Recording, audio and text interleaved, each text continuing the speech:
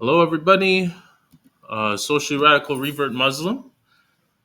We today we're going to have a new guest, and we're going to be talking a little bit about the evangelical movement, how it's impacted the politics in Kenya, and in particular how it's shaped the Ruto presidency and how it's impacted things there. So, our guest for this conversation is going to be Booker Ngesa Omole. He is an engineer who's now the general secretary of the Communist Party of Kenya. So, welcome, Booker. Thank you. Thank you very much, comrade. All right. And I'm looking forward for the discussion. Yes, I'm looking forward to it too. So, let's just basically get into the first thing. What I've noticed is that the presidential election, the first one, basically the old guard and Ruto.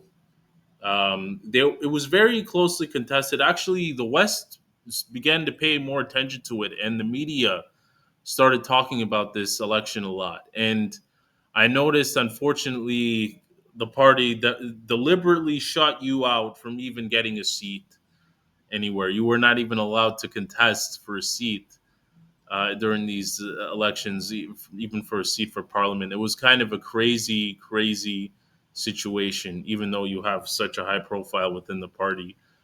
Um, what can you tell us about like the media, how they looked at these two candidates, and how the religious movement in Kenya kind of reacted to Ruto's election? Yeah. First of all, it's important to understand that what informed the Communist Party taking part in bourgeois processes. This is important because we also participate in bourgeois processes to delegitimize those processes. So we don't look at bourgeois processes as an end in themselves. And also, it brings out also the hypocrisy of the ruling elite that if in a fair contest,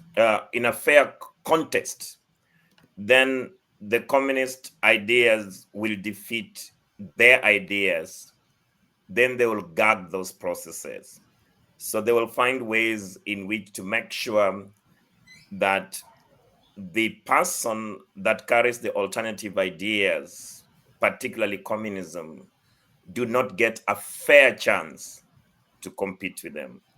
And that is why the electoral processes in the last 2022 elections ensure that they use you know, uh, all tactics on the book to make sure that I was never cleared to contest for a process that have been marketed to be fair and democratic. So it only means that it's only democratic as so far as they are winning that democracy. And it confirms our correct analysis that liberal democracy is a lie, and that, of course, democracy is also a sort of dictatorship in a class society. So we have a dictatorship of the thieving elite here that want to maintain the status quo, and they will never allow a fair democratic processes that will remove them from power unless those processes can only anchor their power. That is the first observation I want to make. The second one is that on the religion and politics, this has been problematic in our country because the former dictator, Daniel Toroitich arap Moi, was actually an AIC, African England Church. So that means he mopped up the support from that connection. And then after that, we had a Catholic president. That was Mwai Kibaki. Again, we had a Catholic president, which was Uhuru Kenyatta. But it's also important to say that the evangelical movement, which is fairly a recent thing in the history of Kenyan politics, have never made it to take the top office. So the current president is actually from the Pentecostal movement, the evangelical movement. But also the Kenyan population has found religion and politics problematic. So they have even gone far and clarified this in the Article 1 of the 2010 Constitution. And with clarity, the Kenyan people made their correct position in the Constitution 2010 by saying that there will be no state religion, that Kenya is not a theocracy, that Kenya is indeed a democratic republic. That is in the text of the Constitution. But also we have to understand that constitution in a class society at least can only advance certain class interests.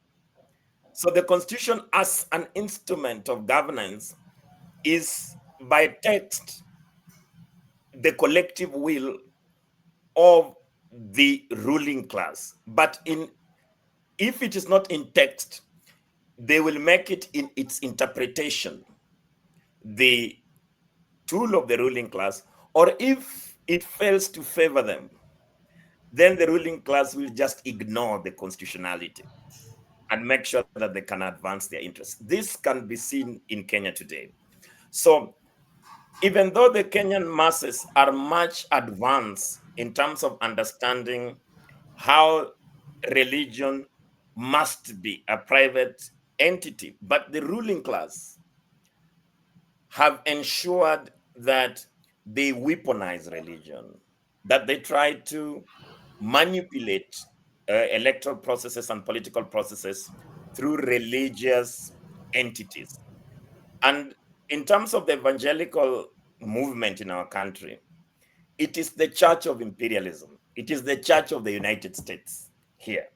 Just like the ACK and the Catholic Church was the church of the classic imperialism, which was mainly anchored in Europe, particularly the old Anglican Church that was the Church of the Queen that dominated the Kenyan politics.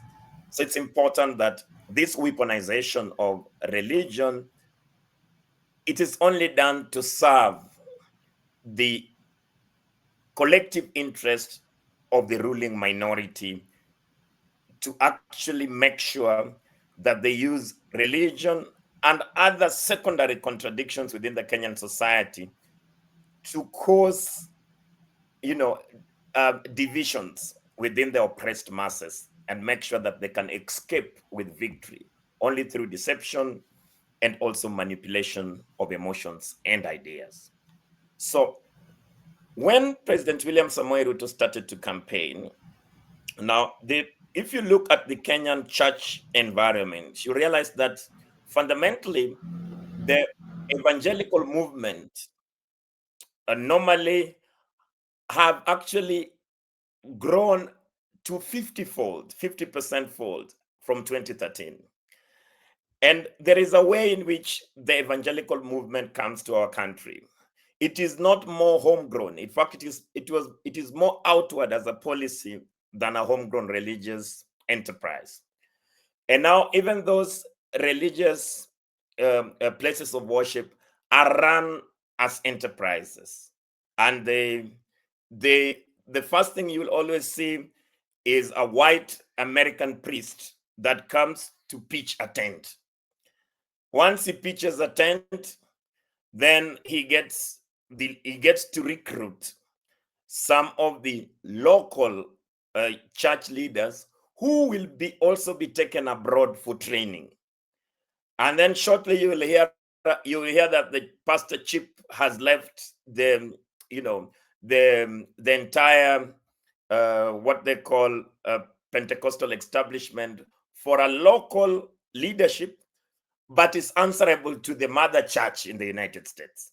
So then finally they start to very clearly move to actually capture majority of the poor neighborhoods, and they make sure the churches are extremely extravagant, huge and big, to sell hope in the essence.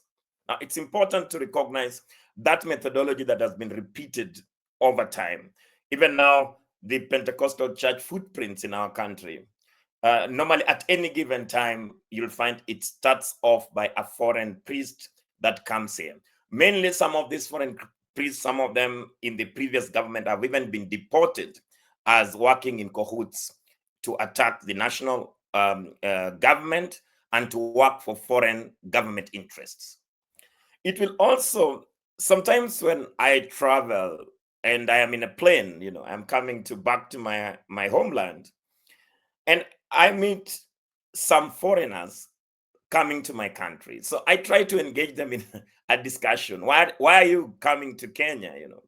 And then they say, "Oh, we are bringing the gospel to your country, and we want to make sure that we can bring hope. There's a lot of suffering in the African continent, and we think that we can do our best by bringing for you the gospel."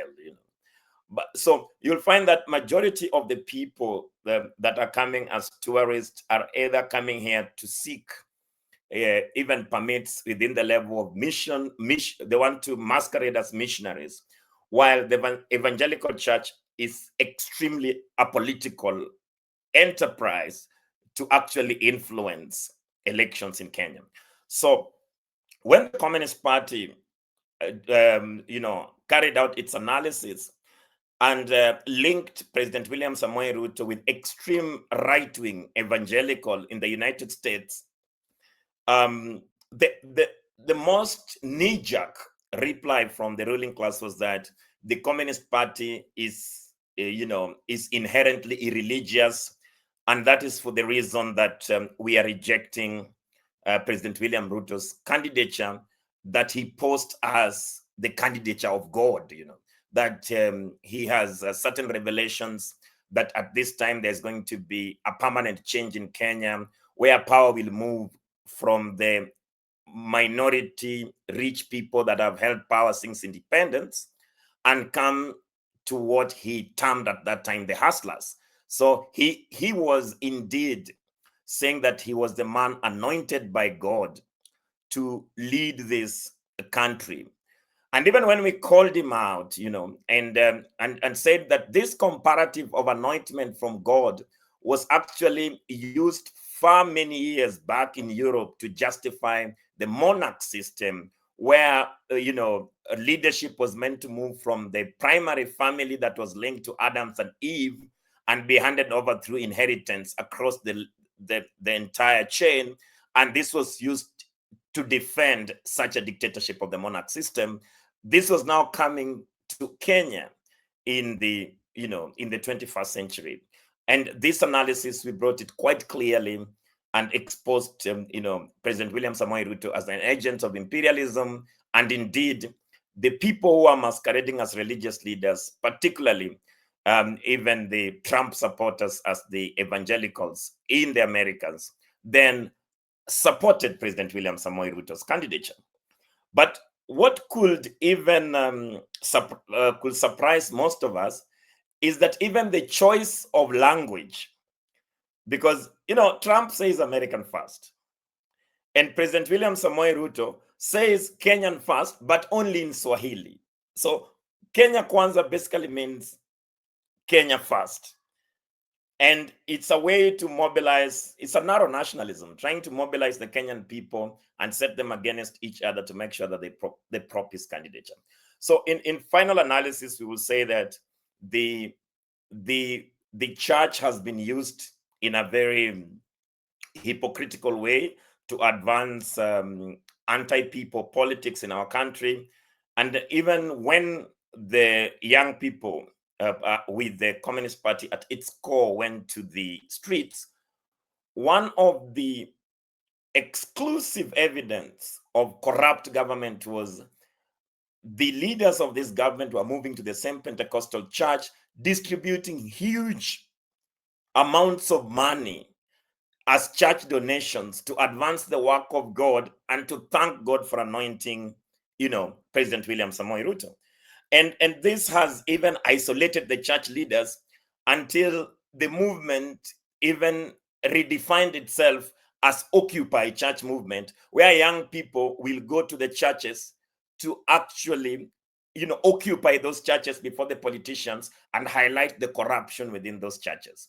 Now, you realize that now the church leaders are coming to talk against the government, not that they want to talk against the government, but because the young congregants in those churches are actually occupying the churches to make sure that they can expose the unholy alliance between the church and President William Samoei Ruto neo-fascist state that continues to repress the people. But something also, two most important, and one of them is comes from the background of the United States, where there is normally an international, normally there's a national prayer breakfast, to pray for the country and bring politicians from both elite, which for us is just a smoke screen, a pacifier, to make sure that you pretend that, you can pray for the country and create some level of unity on the corrupt political leaders. And in that way, the Kenyan National Project will be embraced. But even President William Samoei Ruto even took it a notch higher, where we have intercessors, in the State House with the pay, that they actually have a retainer for intercessors to pray for our country. So you can see how the bourgeois politics manifests itself, and how they make sure that they can play around and manipulate people's emotions to make sure that they can succeed in their evil project to dominate a people. Yeah, I mean, one thing I've noticed, particularly within the Protestant movement of Christianity, is that in the Anglican Church, the head of the church is still the king of the United Kingdom. So it's a king now, not a queen, and he's still the head of the church. So it ends up saying a lot about what you were talking about, and especially with the whole evangelical movement influencing a lot of the politics within Kenya. Their love for the West, the love for the IMF, their love for Zionism. Just talking about that, actually, like how these current protest movements have been shaped largely because of basically these loans, and taking these loans and going along with the structural adjustment program, which was very unpopular with the people. Just to open that debate, because there is also another debate, which says that why is Africa so poor and underdeveloped? How is it possible? To whose responsibility? Why is it that we in the African continent have nothing? That is the challenge that bourgeois intellectual, particularly from the West, will want to ask and answer in their own way. So either they will say that the African continent has lazy some black people, and they cannot just have fathom any way to build a national economy, and that colonialism can be justified for having brought civilization to the African continent, and everything that is happening in the African continent must be squarely be on the shoulder of the African people and their own mismanagement. And for us, we find that pretty annoying, because it is not just a justification of slavery, of colonialism, but even the ongoing neocolonialism is being covered by a facade, a lie, in the name of intellectualism. And this exposes that there is the role of the bourgeois intellectuals is also interconnected to the role of the capitalist media, the imperialist media. They act as the soft power to make sure that the hegemony of capital is sustained even in a much repressive way in a country like Kenya. So for the longest time, the United States enterprise in our country, supported by aggressive capitalist media and imperialist NGOs, have been able to sell a lie about the success of the Kenyan people and how the young people can succeed. So, for example, and this has been propped in a very heavy way, where they even come with certain successful Kenyan people that came from poor backgrounds that have been able to escape poverty based on their own work. And if the majority of the Kenyan people could embrace them, then in their own opinion, then majority of the Kenyan people can dine with the kings and the queens. So in that case, there can be a success within the neocolonial capitalist system. And this has been, it's being pumped every day.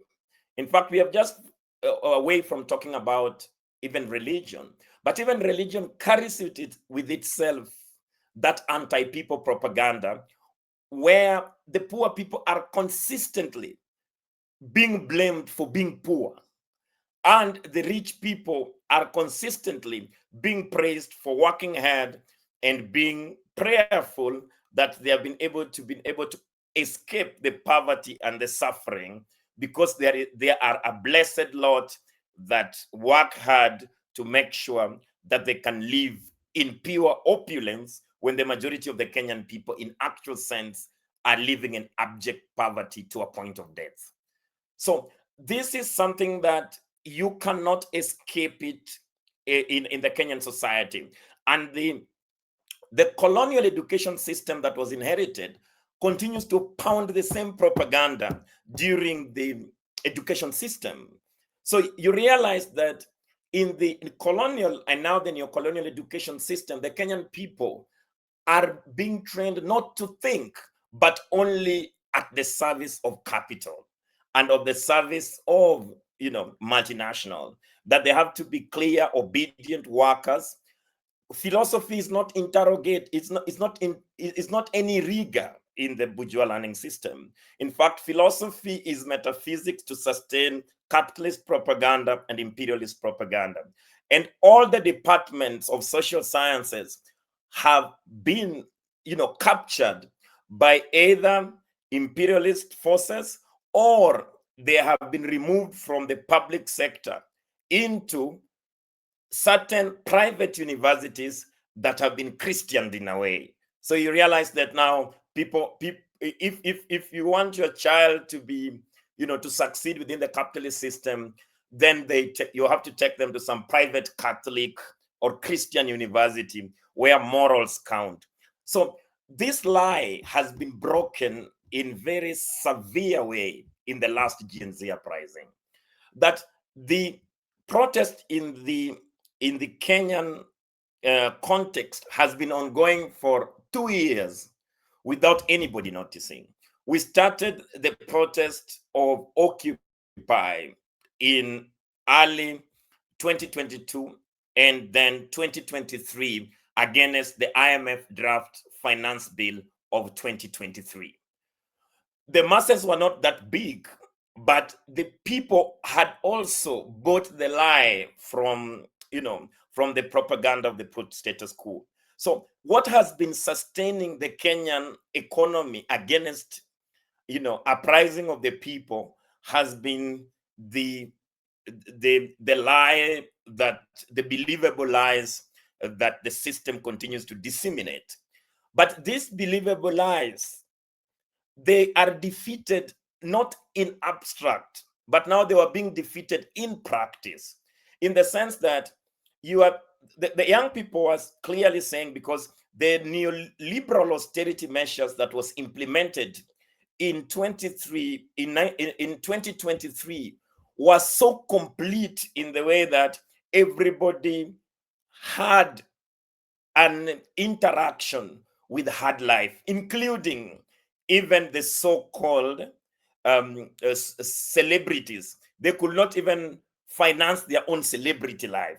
So it reached a situation whereby the harsh, intense austerity measures in 2023 had affected a cross-sectional stratus in the Kenyan society.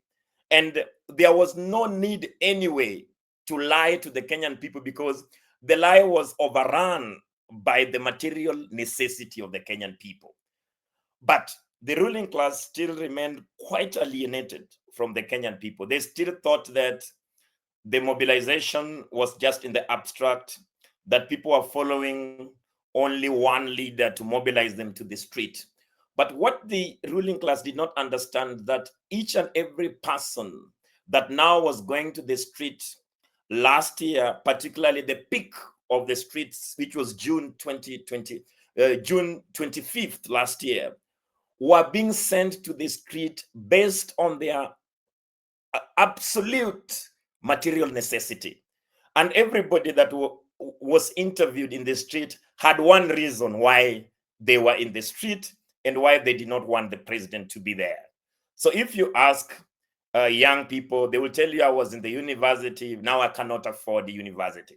However much the imperialists want to lie about the success of the university model, it was being exposed every day in practice that the majority of the Kenyan people, young people, were dropping out of the university because they cannot pay the university fee that was imposed upon them. So that is something that they could not defeat with a lie.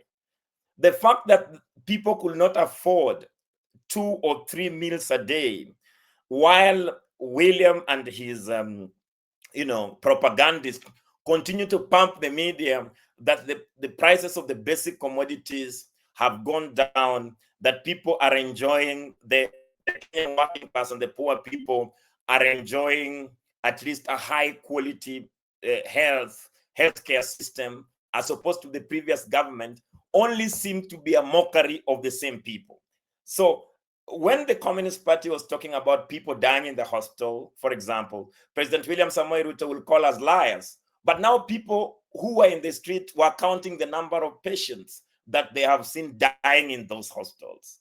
So it basically means that the capitalist propaganda had been exposed, and in the run-up for the big social explosion in the streets in Nairobi, the ruling thieving elite had lost the most important power to govern Kenya, which is the power of propaganda. They did not have it. Nobody trusted the ruling thieving elite. Even if their boss, William Samoei Ruto, came on media to say anything, everybody will just call him a liar. So he had a crisis to deal with, because nobody believed his rhetoric anymore, based not just about the work that we were doing as the Communist Party, but combined also with the material conditions that were facing the majority of the Kenyan people. So that is why we saw millions of people on the streets. Even on a lower estimate, over 10 million people came out of the streets to oppose William Samoei Ruto's administration. But anchored on it, people are really opposing the difficulty in life, the effects of the stringent austerity measures that was imposed upon them by the 2023 IMF finance bill. That even though there were no physical deaths in 2023, but there were more deaths in terms of failed government policies in 2023 than now the first quarter of 2024, that the government now wanted to again impose further austerity measures on the working people. Because if you look at, for example, the number of people that died in 2023 based on inaccessible health care in 2023, it was the highest number in the last 10 years in our country. The number of the unemployed youth, both in informal and formal sector, skyrocketed. The currency, the fluidity in the national currency, particularly the Kenya shillings and the dollar, was even more precarious in 2023. So all these circumstances, based on our subjective conditions that the Communist Party was driving its own agenda, we say that the tipping point was the Finance Bill 2024. That people said that for a moment, we are not going to sit back at home and die. We will go to the streets to make sure that we tell this President William Samoei Ruto's administration that we do not want the IMF 2024 draft bill. We do not want overtaxation. And one of the major drives around that mobilization was the introduction of taxation, which was really double because there was already a digital tax. But now the people who have monitored are actually earning money from content because majority of the young Kenyan people were on social media. How can you give them another tax onload of 30%? So even the celebrities on the social media started to support the entire movement in the sense that they had been attacked, in that sense. Anyway, having said that, the IMF and World Bank has been attacking the Kenyan national economy since 1990s. This is something we have to learn in history because in 1990s, during the structural adjustment, the so-called SAPs, the structural adjustment, policies that were rolled out by the World Bank against the Kenyan national economy, and the total campaign that the state had no business to control the economy, but only to provide circumstances for the private sector to make big profits on the back of the poor Kenyan working class. This is what happened in 1990s. And you realize that in the 1990s, there was an aggressive campaign against the state-owned enterprises, and even the World Bank gave money for sending people out of job, which they coined a policy called the golden handshake, where the golden handshake is that we send you home, close the company, and give you money like 100,000 Kenya shillings, which is basically $1,000, to make sure you can figure out your life in the rural areas, mainly to go and die in the rural areas. So the social explosion that you have seen in the street, we always say squarely that so much blood of the poor, young Kenyan people have been shed in the streets. This blood is squarely in the hands of United States imperialism. This blood is in the hands of IMF and World Bank. This blood is in the hands of the comprado class that advances monopoly capital in the Kenyan context. Now, its figure, its leader is only William Samoei Ruto, but the class component of it is what we must criticize, including the opposition leaders. So this is what the Communist Party here continues to advance. And to crown that question, we say that our important task now is to reconsolidate and defend the gains that have been made so far by the masses as we prepare for the next battle, which will not be too long, because how the state has reacted to the social explosion in the street. Maybe I could say how the state has reacted now or later, but it's really up to you, comrade. I would like to hear how they've reacted now, like how many people they've killed, how people have backlashed and reacted to people that have been killed. When it gets bad enough, it can turn into, civil conflict, civil war, maybe a push towards the government. What has happened with the back and forth and exchange between the popular masses and the government concerning this particular issue with the structural adjustment program? Yeah.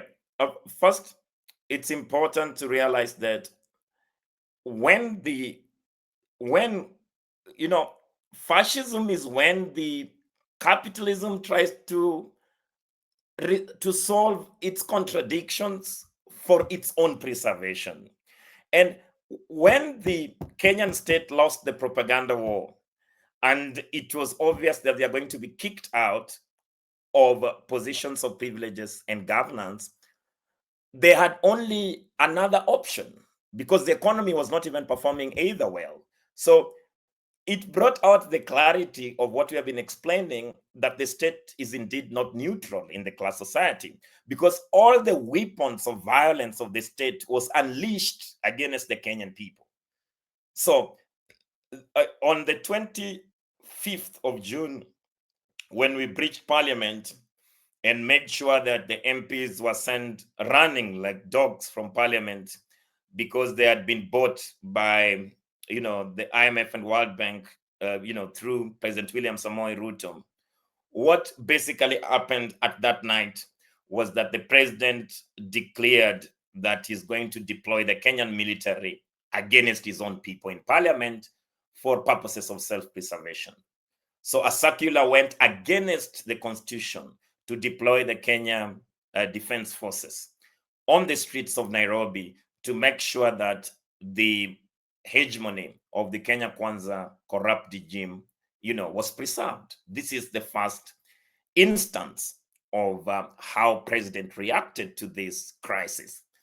And the second part of it was how people reacted to the military when they were deployed in the street, which was even more interesting, that the Kenyan masses, instead of being scared about the Kenya Defense Forces, the Kenyan masses turned out in the streets to welcome the military in the streets.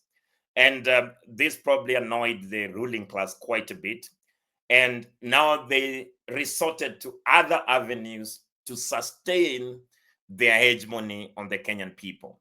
And you could see that the neo-colonial governments in the East African region are on a single ideological front, because they came handy to defend President William Samoei Ruto's and made sure that his government does not fall, because the fall of President William Samoei Ruto's government meant that all the neo-colonial governments in the region will fall with it.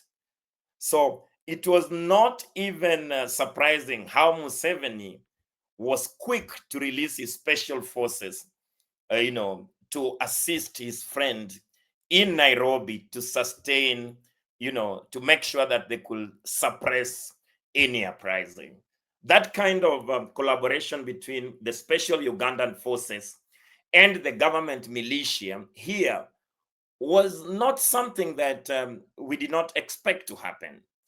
And now we even seen the president reaching out to other friends of his, like the special forces from Sudan, the South Sudan, and coming to create a parallel, militia away from the Kenyan military to try and suppress the social explosion in the street. And this parallel militia, the Kenyan police are normally quite reluctant to kill the people, because they know anytime the politicians order them to kill the people, there will be an inquiry, they will be sent out of jobs, and after that they will be jailed. So even some of the Kenyan forces were a bit reluctant to follow President William Samoei Ruto's shoot to kill. So he only found his killers from the neighboring countries who came to kill, maim, and then went back to their countries. And that is how we lost instantly. On 25th of June, 61 of our comrades were murdered in cold blood across several cities in Nairobi, with the highest number being in the Nairobi parliament. These were people that were foreign forces. I can even remember when when my home was attacked in Nairobi, and finally I was arrested in the airport. I was arrested with people who I cannot communicate with. They were basically Sudanese special forces that were here on a mission, and even speaking in the local language was not, they could not speak, and even their English had a very heavy Sudanese accent. So how you see the president was reacting in terms of, making sure that, he intensified fascism against his own people is through the using the neighboring forces. But also, he also reached out to the people that they were fighting with. He reached out to his brother Raila as the head of opposition and told him, come, if you stay away from me, then these young people will overthrow us. So it's better you come, we run the government together with you.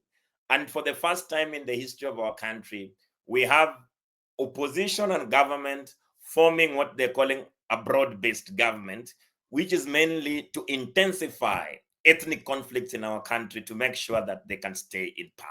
So we have seen that President William Samoei Ruto did not react to the social explosion in the street to actually go against his foreign masters to make sure that he starts to build a national Kenyan economy to give dignity to the majority of the Kenyan people. But he took the escapist route by deploying organized violence in the street and finally making sure that he reached out to the opposition for a fee to make sure that his government can be sustained. And now, as we correctly predicted during when once the finance bill was removed off the table, we gave out a statement and said that the people who we knew will, back out are the people, mainly the middle class businessmen and the celebrity, went very quickly to start supporting the government. They are saying that now the government has removed the taxation because in their own analysis, they don't understand where the main problem is. So at the moment, we are living under a very difficult situation, comrade, because remember, there are a number of people being abducted daily. Even last week, we had 3 cartoonists being abducted in broad daylight just by drawing cartoons. And also, there was another comrade that generated an AI image with the President William Samoei Ruto's dead and was being shipped for burial. He was also abducted. So these cases of abduction, to make sure that they can send a chilling, to the people who dare to oppose this government, is not sustainable. So the way the government has handled the whole situation can only convince us as revolutionaries that there is another confrontation that is coming and it's going to be soon. So we have to consolidate the gains in the street and prepare for the next battle in a more organized way.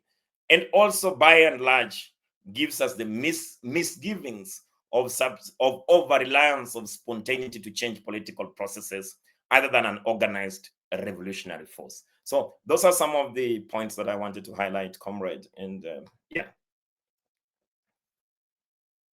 Yeah, those are very good points, and it actually made me draw a lot of connections because the EAC, the East African Community, which is basically where they drew all of these forces from to attack the protesters in Kenya.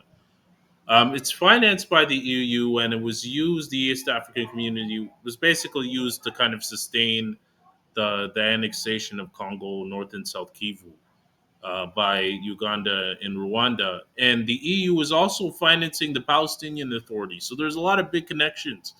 And it explains a lot why Ruto not only supports Ukraine's militarization, Nazi Ukraine's militarization, but also supports Zionism, because the Palestinian Authority, the puppet regime in the West Bank, is also being financed by the EU.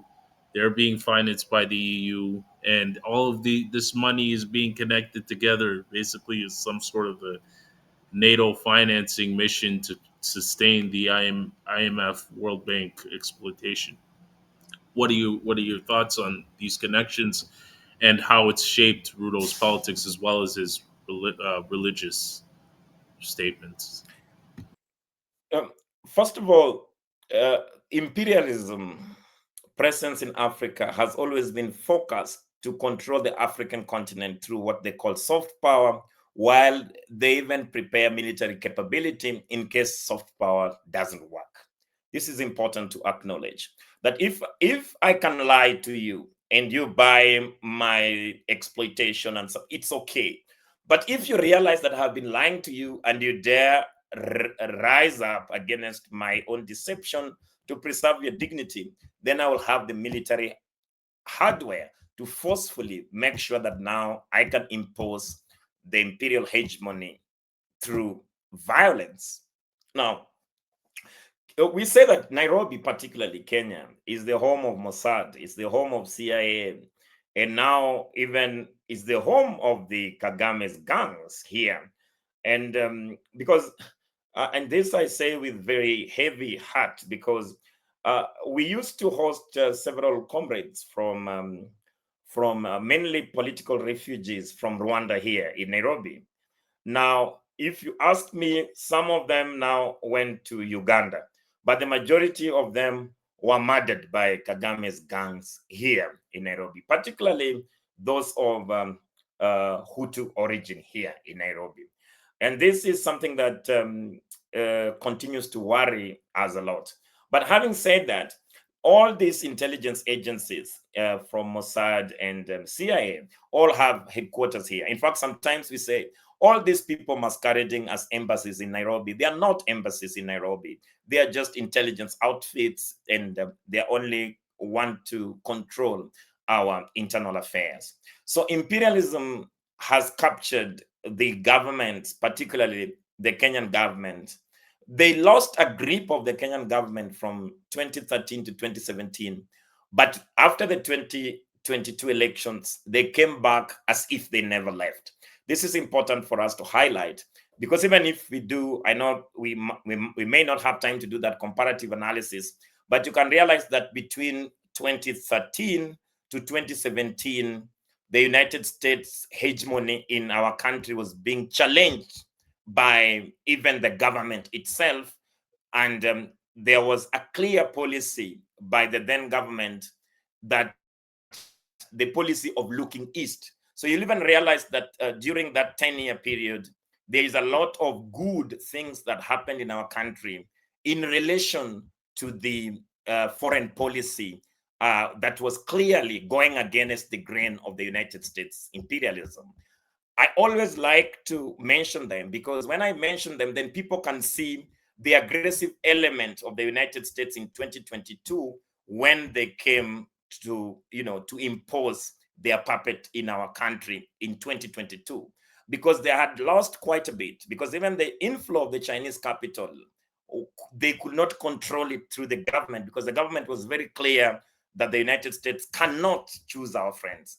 For the first time those days, we had a very clear foreign policies. Even our government gave land to the Palestinian people to build their embassy against the United States advice. We actually anchored the struggles of Western Sahara within the statutes of parliament to make sure that no other president can come and throw away the issue of the Sahrawi people, just to the dogs. So what we are saying, that imperialism occupation also has its own contradictions within the imperialist countries themselves, because what has played much within the East African region, particularly the ESC that you have correctly said, that is funded by the EU, the European Union, there was a competition between the United States imperialism and the classic Britain imperialism within the region. And you will realize that the United States imperialism, outmaneuvered the British imperialism in our country by making sure that, since the British was supporting one-party dictatorship, they actually made sure that they fought for multi-party dictatorship, because it was a multi-party without communist parties. So essentially, you cannot tell me that's a democracy. So in essence, what we are trying to say is that we, after the introduction of multi-party, which was bourgeois multi-party system in our country, you could see the United States military footprint started to come to our country. Before, we only had one big British military base, which is Batuk, which was meant to protect British interest in our country. But now British interest was subjugated to the United States interest.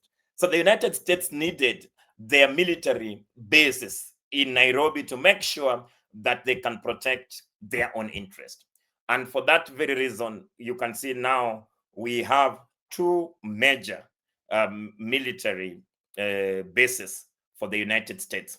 Just in the event that the communists rise to take political power, which we are very conscious about, then they can support the fascist government to make sure that they can neutralize any insurrection from below that is communist, or in essence, make sure that they can direct the country into a civil war instead of having a progressive government.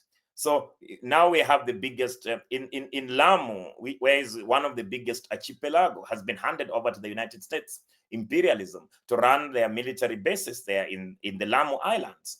Now, during this crisis of the Sahel region, where the United States and the French forces were being kicked out of the Sahel region, particularly in West Africa, Burkina Faso, Niger, they made sure that they declared Kenya, a major non-NATO ally, to make sure that the acceleration of building of Wajir base could actually contain the military personnel and the hardware, the military hardware that was being kicked out from the west of Africa. So now we have three, threats to our sovereignty, which is one of the biggest classical military bases, which is the British military base in Nanyuki, and the two United States bases. One is the base in Wajir, which is in the northern Kenya, particularly used to deploy unmanned military vehicles to attack the neighboring countries. So, and also it was very interesting that we could also relate why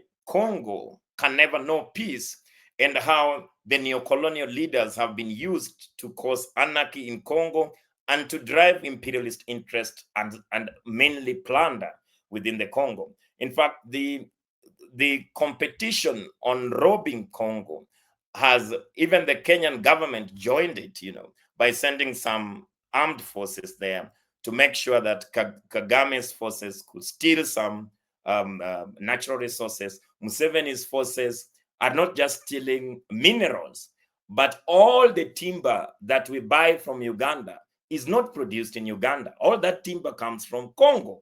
So this intensification of setting one country to help you rob the other and make sure that you have a client state being led by one of the puppet regimes is one of the most effective ways that the United States imperialism have used. And now they're even preparing for an all-out military offensive in the African continent if they are outmaneuvered.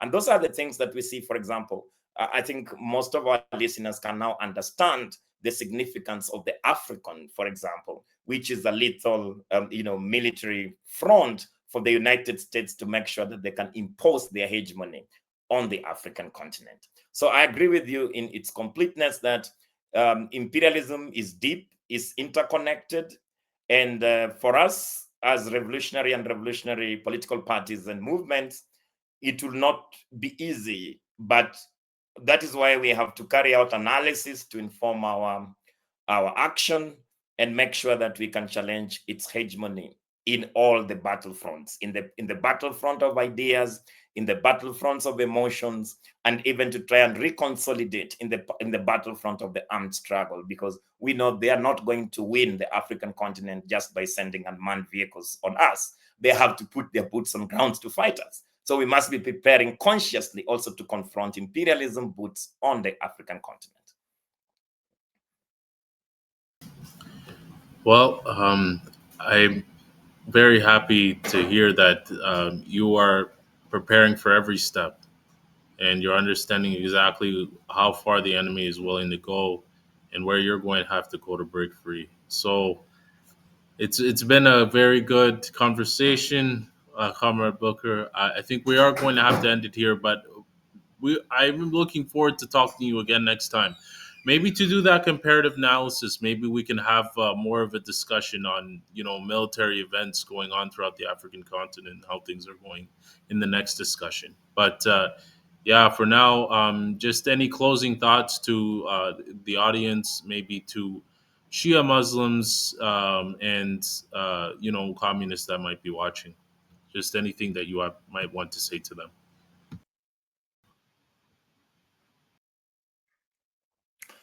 So anyway, as an outro, what I was going to say is that the anti-imperialist camp is getting even stronger, and the contradiction between anti-imperialist forces and the imperialist forces will definitely lead to a confrontation.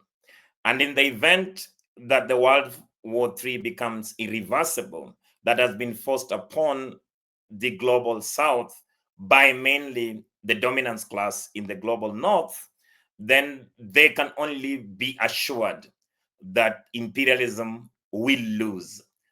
We see the de facto leaders of the anti-imperialist forces. We see the Iran as one of the leading forces in the west of Asia.